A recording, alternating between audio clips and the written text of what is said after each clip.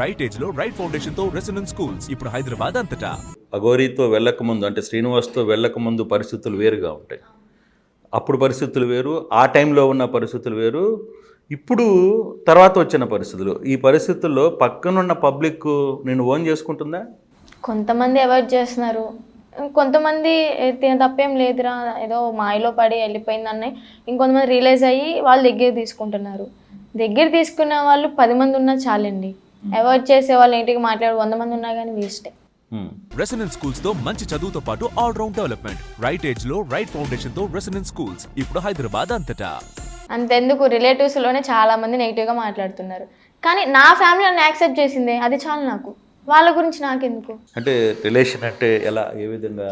Relatives ఉంటారు కదా కొంతమంది, అత్తయ్యలు, మామయ్యలు, అన్నయ్యలు, అలా కొంచెం బాగా మాట్లాడే వాళ్ళు, క్లోజ్గా దగ్గర తీసుకునే వాళ్ళు ఇప్పుడు ఏంటంటే దూరం పెట్టడం, కనిపిస్తే హాయ్ అంటే హాయ్ అన్నట్టు మాట్లాడడం.